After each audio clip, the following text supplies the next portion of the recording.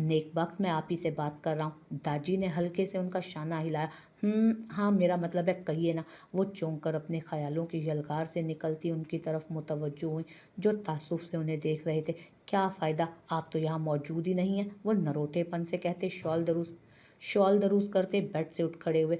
माजरत शहबाज के अब्बा, मैं बस दिलावर। दीजान ने बेदिक्कत शर्मिंदा उनके बाजू पर गिरफ्त बनाए। फिर से दिलावर? ओफ, करवा तो दिया उस नालायक की इतनी प्यारी बच्ची से शादी, फिर भी आपके हवासों पर सवार है वो। दिलावर का नाम सुनते ही दाजी के अंदर रकाबत वाले जज्बात का रख्तगी लिए बेदार हुए, और वो अपने नेक बख्त से शाकी। इसी बात की तो फिक्र हो रही है शहबाज के अब्बा। रिश्तों से जिस कदर उसका एतबार उठ चुका है, उतना मजबूत रूह का बंधन बांध कर भी वो कन्नी कतराता घूम रहा है। मैंने उस बच्ची को हवेली लाने की बजाय उसके कॉटेज में इसलिए छोड़ा था कि तन्हाई में साथ रहेंगे तो दोनों को समझने का वक्त मिलेगा एक दूसरे को। लेकिन ये तो उस बच्ची से इस तरह से गुरेजा और नाला है कि मुझे उस बच्ची से निकाह मिलाते शर्मिंदगी महसूस हो रही है। दीजान का फिक्रो तासुफ से गुंदा मगमूम लहजा और अफसुर्दा आंखें दाजी को ठीक ठाक तपा गए थे। ये सब आपके बेजा लाड प्यार का नतीजा है, जो वो छटांग भर का लड़का तरबूज के बीज की तरह उछल रहा। आप जरा अपने जज्बात पर हाथ होला रखें तो मैं 2 थप्पड़ से उसके सारे ढीले पेच कस दूं। नालायक, ना हिंजार, ना खलफ औलाद। अपनी नेक बक के गुलाब चेहरे को अपने रकीब की फिक्र में मुरझाया देख दाजी का पारा पल में हाई हुआ था। आपको तो बस मौका चाहिए मेरे बच्चे के खिलाफ मुहाज खोलने का। खफगी से कहते उन्होंने नाराजगी के इजहार के लिए उनका बाजू भी छोड़ दिया। बस यही चीज़ मुझे आपकी बुरी लगती है, जो आप उसको मुझ पर फोकियत देती रहती हैं। मैंने अपने बच्चों तक को आपको खुद पर तरजीह देने की इजाज़त नहीं दी। न जाने ये नालायक कहाँ से। अगर आपको मेरा दिल जलाने वाली बातें ही करनी है तो ना करें आप, मैं ही जा रही हूँ यहाँ से। दाजी के दांत कचकचा कर अपनी फितरी जलन का इजहार करने पर दीजान ने बुरा मनाते तस्बीह लेकर खिड़की की तरफ बढ़ते हुए कहा, ताजवर उस्मानी की सुई पर भी कोई जबरी कब्जे का ख्याल तक जहन में लाने से कबल 1000 बार सोचता है, और ये सरकश हरीफ ज़्यादा बरसों से हमारी सबसे अनमोल शय पर तसल्लुत जमाए बैठा है। इससे तो मैं अपनी नाराज नेक बख की पुश्त देखते दाजी अंदर से उबल रहे थे। गुस्से को मुश्किल से कंट्रोल किया था और चेहरे पर मुलायमत सजाते उनके करीब आए। इधर देखें नेक बख। नरमी से उनके नातमा शानों पर हाथ रखकर उनका फिक्रो अलम से मुरझाया चेहरा रूबरू लाया। आप कहती हैं ना वो मुझ जैसा है।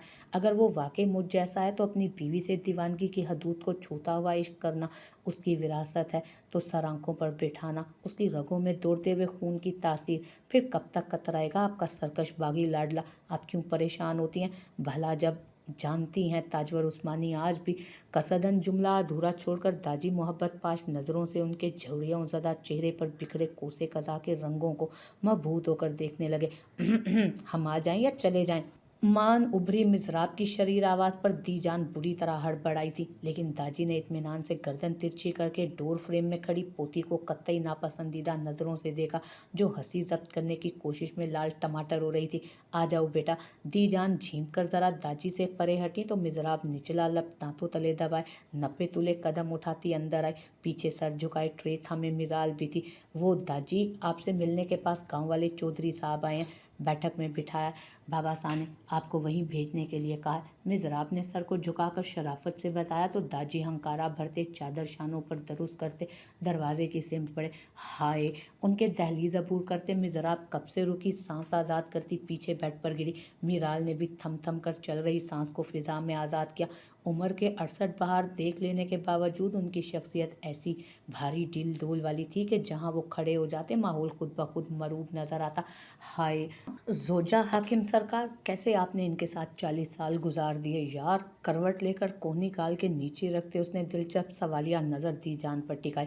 जवाबन उन्होंने नफ़ी में सर हिलाया। जहाँ खलूस और मोहब्बत होती है ना, वहाँ सब मुमकिन होता है। ट्रे साइड पर रखती मिराल नरमी से बोली, और जहाँ दीवानगी की हदूद को छूता हुआ लाजवाल इश्क को, वहाँ तो सभी मुमकिन है ना दीजान। एक जस्त पर आकर उनके शानों पर हाथ रखती वो शरीर हुई तो दीजान बुरी तरह झींप गई। बदतमीज लड़की, शानों से हाथ झटकते उन्होंने उन्होंने खिफ़्फ़त ज़दा निगाहों से उसे घूरा तो जवाबन मिज़राब का ज़बरदस्त कहका पड़ा। मीराल भी सर झुकाकर हंस दी थी। खिफ़्फ़त के रंग दीजान के चेहरे पर, सुर्ख व सफ़ेद चेहरे पर बहुत ही अलग और प्यारे लग रहे थे। उम्र के इस हिस्से में वो इतनी प्यारी थीं तो जवानी में न जाने कितनी प्यारी होंगी।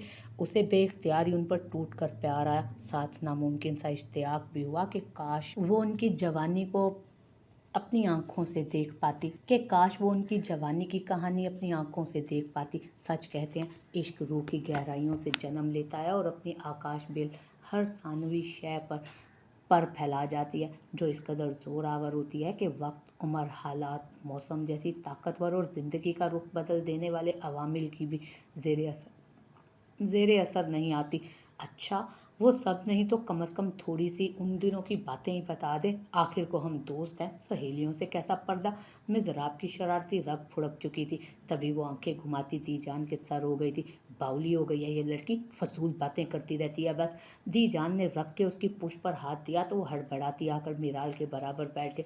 दीजान थोड़ा तो वो जिद करती दीजान के करीब आई जब एक मरतबा फिर फ़ोन रिंग हुआ, जिस पर उसने बेनियाजी से फ़ौरन कॉल डिनाई किया था। 4-5 दिन से मिज़राब की ये हरकत देख रही थी मीराल। उलझ सी गई थी वो, लेकिन बोली कुछ नहीं।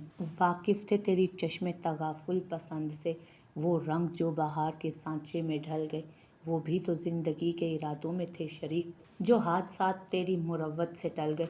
उसने एक मरतबा फिर उस कागज़ को उलट पुलट कर देखा था। ऐसे ही देखा जैसे डायरी का वर्क नहीं, बल्कि बहुत ही कोई अनोखी चीज़ हो। अब तो उसकी इस हरकत से शहंशाह भी बेजार हो गया था। तभी वो बेदिली से संतरे उठाता रस चूस कर फेंकने लगा। मित्रा, तुझे मालूम है इसे कहते हैं सौदा सलफ। उसने अब के वर्क शहंशाह की आंखों के आगे लहराते उसकी मालूमात में इजाफा किया, जो कुछ देर पहले शावर लेकर निकलने के बाद उस नए इजाफे ने चाय के साथ ट्रे में पेश करते उसकी मालूमात में इजाफा किया था। 2 लफ्ज़ है सौदा सलफ, और ये लिस्ट देखो 100 से ऊपर की है। इसमें से बमुश्किल कोई 10-12 चीज़ें होंगी जिसकी है तो जसामत का मुझे मालूम हो, बाकी का क्या करूं। शहंशाह के आगे ही वर्क फड़फड़ाते उसने तशवीश से पूछा। जवाबन शहंशाह ने यूं सूंड उठाकर अपनी आंख में घुस रहे पेपर को उसके हाथ से पीछे किया, जैसे कह रहा हो कि भाई तेरी बीवी ने पहला ख़त लिखा है, इसे फ्रेम करवा, म्यूज़ियम में रख या गले में तावीज़ बनाकर पहन ले, या फिर एक ही मरतबा घोल के पी जा। मुझ मासूम की आंख में कम अज़ कम इसे मत घुसा। हाँ, मदद करने की बारी आई तो तुम ऐसे ही हाथ झटकोगे ना। एक तो दीजान अजीब मुसीबत में फंसा दिया, ऊपर से मैंने भी उनकी जज्बाती ब्लैकमेलिंग में आकर कोशिश करने का वादा कर दिया। अगर थोड़ा और बेरुख हो जाता तो ऐन मुमकिन था वो खुद ले जाती इस इजाफे को, लेकिन मैं ही अहमक हूँ। शहंशाह की साफ हरी झंडी दिखाने पर सीख पाओते वो अब खुद को कोस रहा था। अहमक तो तुम वाकई हो। नई नवेली बीवी तुम्हारी अंदर अकेली है, उसके साथ वक्त से हसीन लम्हे चुराने के बजाय यहाँ मेरे साथ बैठे मच्छरों से खून चुसवा रहे हो अपना। उसके कोसने से बेजार शहंशाह की अगर ज़ुबान होती तो वो वाकई उसे होश के नाखून देता, जिसकी बड़ी बड़ी आंखें कॉटेज पर टिकी थीं, जहाँ खिड़की के पास परछाई नजर आ रही थी। कोशिश का तो मालूम नहीं, इस लिस्ट का कुछ करना होगा, वरना दीजान तक बात पहुंच गई तो मसला होगा। और वैसे भी मुझे हवेली की रोज़ रोज़ की दावतें खौफ में मुब्तला कर रही हैं। बेहतर है इन चीज़ों से कुछ कर ले। मेरा क्या है, मैं तो अगले हफ्ते लकड़ी का काम खत्म होते ही निकल जाऊंगा यहाँ से। उसके बाद दीजान जाने और उनका इजाफा। पेपर को रोल करके माथे पर सजाते उसने खुद को मुतमईन किया। जवाब में शहंशाह के मन में क्या समाई कि वो दोनों पैर फोल्ड करता उठ खड़ा हुआ।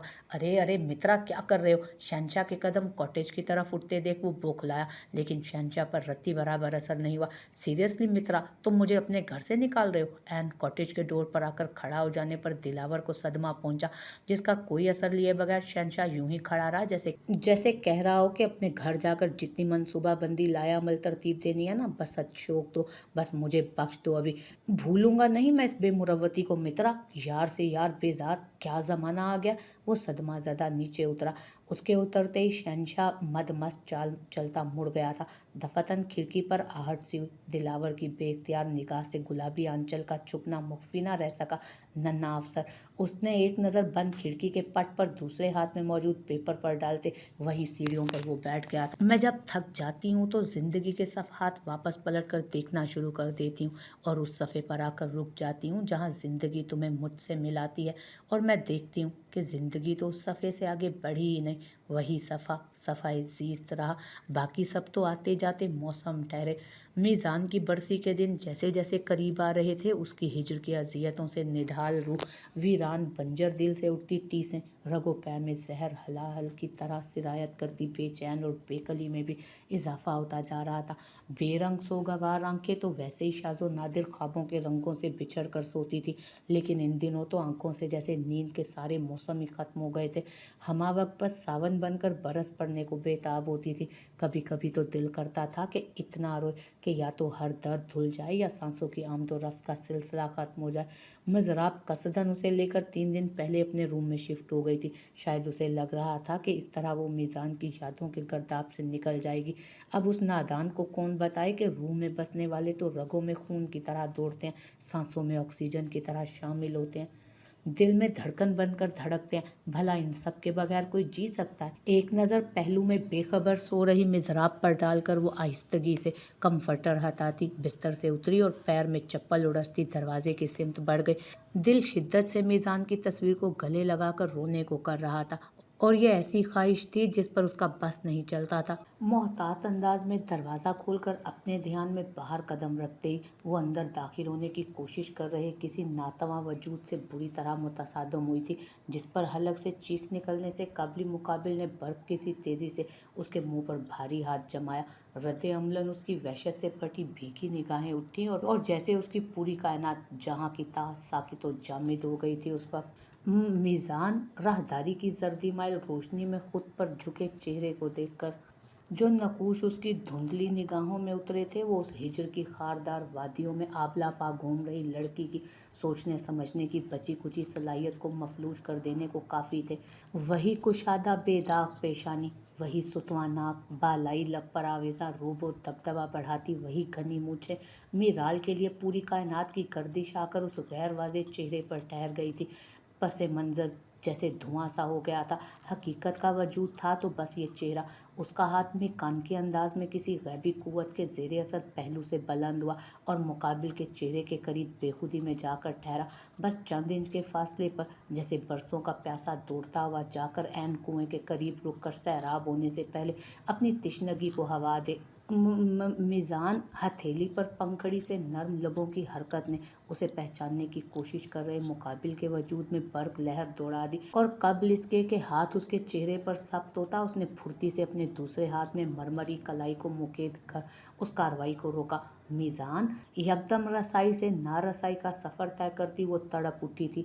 भीगी आंखों का समंदर जैसे ही यकबयक बगावत कर रवां हुआ तो मुकाबिल के हाथ को भिगोता चला गया। मीज़ान नहीं, बारान है हम, बारान उस्मानी। ज़रा करीब झुककर उसने जैसे अपनी भारी आवाज़ में मुकाबिल की समात में पिघला सीसा उंडेला। नहीं, सेकंड के हज़ारवें हिस्से में बेयकीनी से उसकी समंदर सी आंखें एक मरतबा फिर पथराई। नीम अंधेरे में डूबे चेहरे पर सख्ता फिर हवादिस के मुतज़लज़ल तासरात ने जगह बनाए, और फिर वही ज़ियानी सी कैफियत में बुरी तरह मचलने लगी। चुप, यकदम चुप। चीखने से रोकने के लिए मुंह पर हाथ सख्त करता, गरीब बढ़ाता वो चेहरा करीब लाकर घुराया, लेकिन उधर उसकी सुन कौन रहा था। वो माहिए बिनाब की तरह तड़प रही थी। हमने कहा यकदम चुप, वरना यहीं से उठाकर नीचे फेंकेंगे। बाजू से थामकर जोर से झटका देकर गुर्राने पर यकायकी वहशत से फटी आंखों के साथ उसका झटके खाता पूरा वजूद साकित हुआ था। हम छोड़ रहे हैं, ज़रा सी भी आवाज़ आई तो उठाकर नीचे फेंक देंगे, यहीं से ही। एहतियातन उसके कान के करीब जाकर वो एक मरतबा फिर सफाकियत से गुर्राया तो वो सख्त गरीब में मखदूर सी पलक तक नहीं झपका सकी, और फिर जैसे ही मुकाबिल ने अपनी आहिनी गिरफ्त से आज़ादी बख्शते 2 कदम पीछे लिए, वो किसी अफरियत से जान छुड़ाने के अंदाज में अंधाधुंध गिरती पड़ती वहाँ से भागी। यूं के बारान के शूज़ के नीचे दबा उसका दुपट्टा वहीं रह गया। मीज़ान की वाइफ। मीज़ान के रूम का दरवाज़ा बंद होने पर होश में आता वो ज़ेरे लब बुड़बुड़ाया और झुककर 2 उंगली से दुपट्टे अपने शूज़ के नीचे से उठाता दबे कदमों रूम के अंदर दाखिल हुआ। नाइट बल्ब की नीलकुं रोशनी में नहाए कमरे में बेड पर महवे ख्वाब वजूद का चेहरा काफ़ी वाज़ेह था। उसकी बहन, उन दोनों भाइयों की राबी, जिसकी ज़िद ने बारान उस्मानी को अपनी ज़िद तोड़ने पर मजबूर कर दिया। वो बेआवाज़ कदमों से सिरहाने आया और नर्म निगाहों से उसका पुरसकून महवे ख्वाब चेहरा देखता मोहब्बत से उसकी पेशानी पर हाथ फेर कर उल्टे कदमों मुड़ गया। आहिस्तगी से दरवाज़ा बंद करके अपने रूम की तरफ पेशकदमी करते उसके भारी कदम पल भर के लिए मीज़ान के बेडरूम के दरवाजे के मुकाबिल ठहरे। उन दोनों भाइयों की तरजीहात में अर्ज़ो समा का सा फ़र्क होने के बावजूद उनके दरमियान मोहब्बत मिसाली थी। ये दरवाज़ा बारान उस्मानी के लिए हमेशा खुला रहता था, मीज़ान उस्मानी के दिल की तरह। जब भी वो लौटता, मीज़ान किसी ईद त्यौहार की तरह उसकी आमद का जश्न मनाता था। और आज दिल से उठी दर्द की टीस को जबड़े भींच कर दबाता वो पैर घसीटता हुआ अपने रूम में दाखिल हुआ। इस तरह भी कैफियत में तमाम लाइट्स को एक हाथ मारकर ऑन करते साफ सुथरा नफासत से तरतीब शुदा कमरा जगमगाने लगा था। वो नफासत का दिल दादा था, लिहाजा 5 साल बाद भी वापसी पर उसके कमरे की एक चीज़ इधर से उधर नहीं हुई थी।